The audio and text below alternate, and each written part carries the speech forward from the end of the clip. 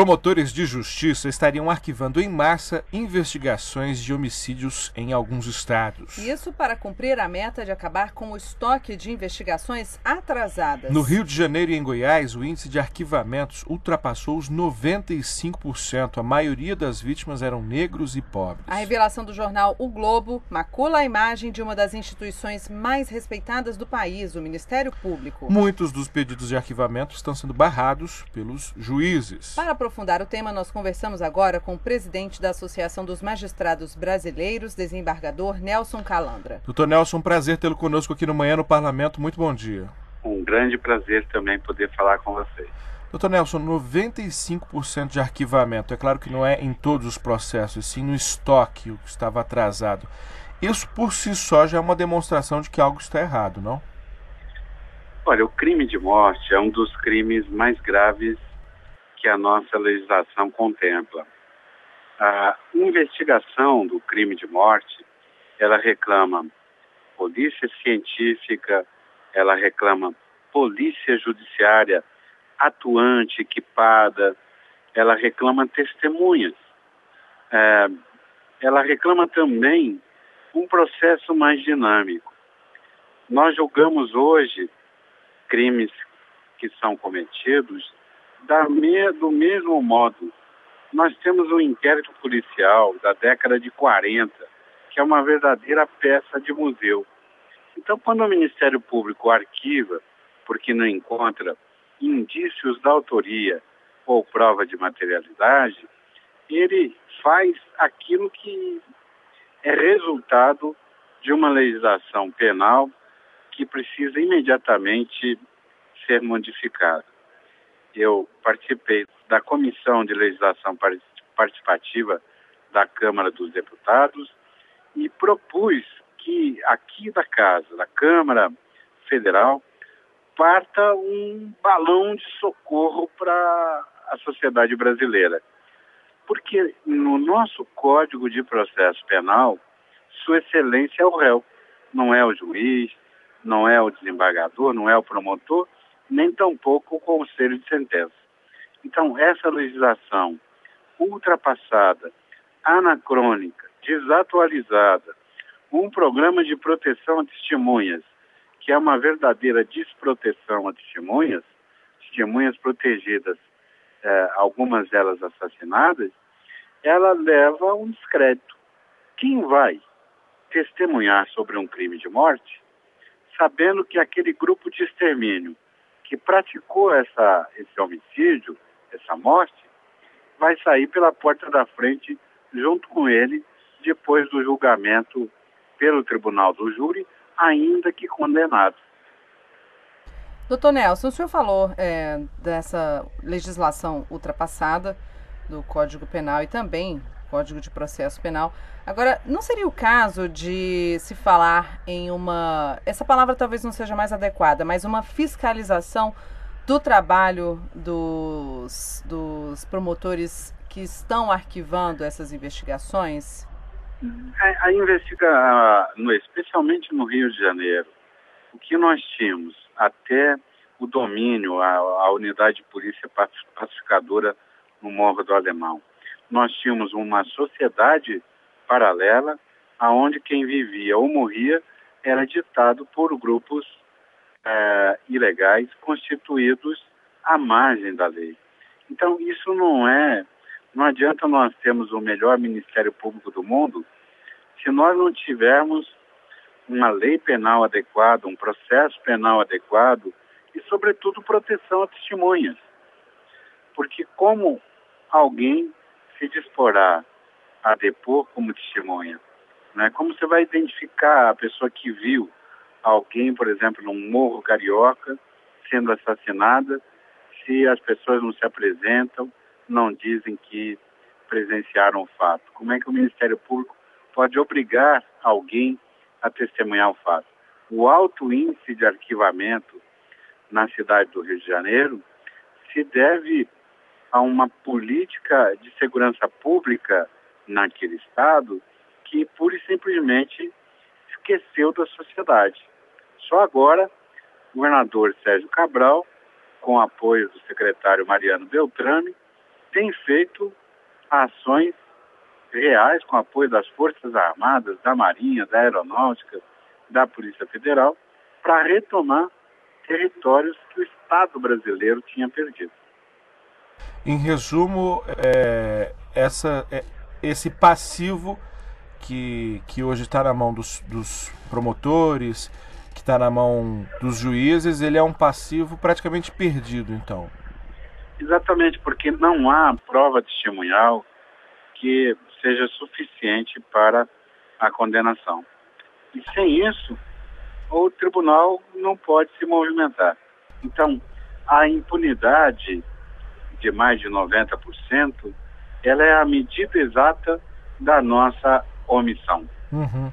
Agora, essa impunidade altíssima, ela gera uma sensação de ser intocável por parte de quem cometeu esses crimes, que precisa de uma ação muito mais enérgica, muito mais poderosa, muito mais efetiva, muito mais eficaz para suprir essa sensação, né, de impunidade. Isso já está sendo feito ou nós estamos pecando novamente?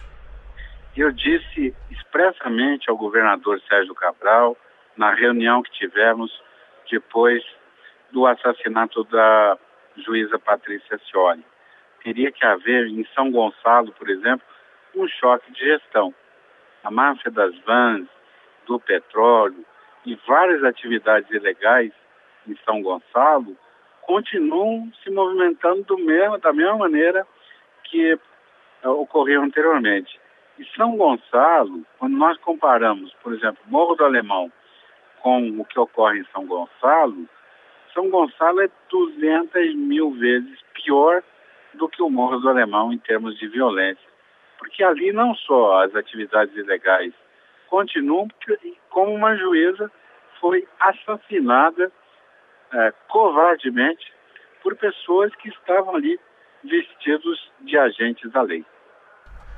Bom, antes da gente aprofundar um pouco então nesse tema, nosso tema central, que é a questão da dificuldade de prestar esse atendimento à população, que a Justiça está encontrando, que o Ministério Público está encontrando, eu gostaria de fazer um parênteses então para que o senhor nos dissesse esse assunto que nós temos obrigação de abordar, que é o andamento das investigações sobre o assassinato da juíza Patrícia Scioli. O senhor está satisfeito com esse andamento até agora?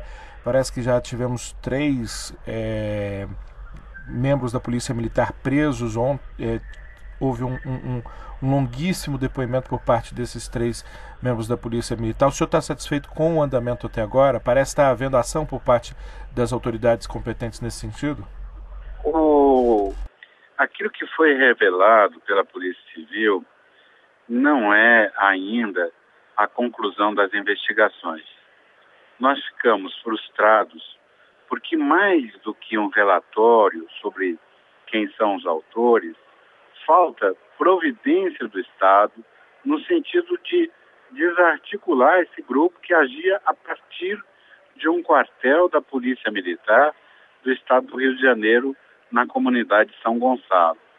Ocorreu um fato como esse no Estado de São Paulo e o governador André Franco Montoro, se não estou enganado, governador do Estado de São Paulo, ele pura e simplesmente desativou completamente esse batalhão, né? E esse grupo tático, por exemplo, como tem aqui em São Gonçalo, e remodelou totalmente, trocou todos os integrantes. Eu não vejo por parte do Estado do Rio de Janeiro nenhuma providência para mostrar realmente que não se mata impunemente um juiz, uma juíza que está ali cumprindo seu dever. As investigações trazem uma desculpa, uma versão, talvez apresentada até informalmente pelos réus, de que teriam assassinado a juíza para evitar o decreto de prisão preventiva. Isso é um álibi, isso é uma motivação totalmente pueril, que todo mundo sabe que ninguém mata juiz pela possibilidade de decretar uma prisão, até porque existem os habeas corpus, os advogados e os tribunais, que estão aí sempre para conceder habeas corpus quando permitido e necessário. Então, eu fico muito frustrado com a divulgação dessa etapa das investigações. Os colegas de São Gonçalo estão entristecidos, a família da Patrícia não sente que houve uma resposta, porque tem que haver realmente um choque de gestão do Estado em São Gonçalo para uma resposta eficaz para essa agressão brutal que tirou a vida de uma mulher brasileira, casualmente pertencente aos nossos quadros, a juíza Patrícia Acioli, uma heroína que perdeu a vida combatendo aqueles que desonraram a farda. Doutor Nelson, voltando a falar do arquivamento das investigações em alguns estados, o senhor citou muito o Rio de Janeiro, né, por questões óbvias, inclusive o caso da juíza Patrícia Acioli, mas o estado de Goiás também está como um dos maiores nesse índice de arquivamento que chegou a 95%.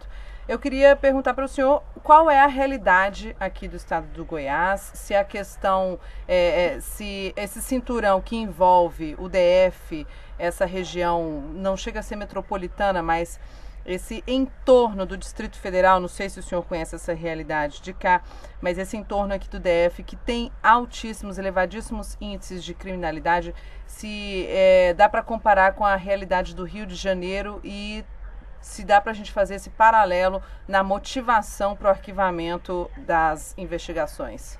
Eu acho que ou nós mudamos imediatamente o sistema penal, processual penal, atualizamos esse inquérito, que não pode, como é que nós vamos combater um homem armado de fuzil com um canivete, com um inquérito policial, que é uma peça de museu? Não dá, não dá, isso tem que mudar imediatamente.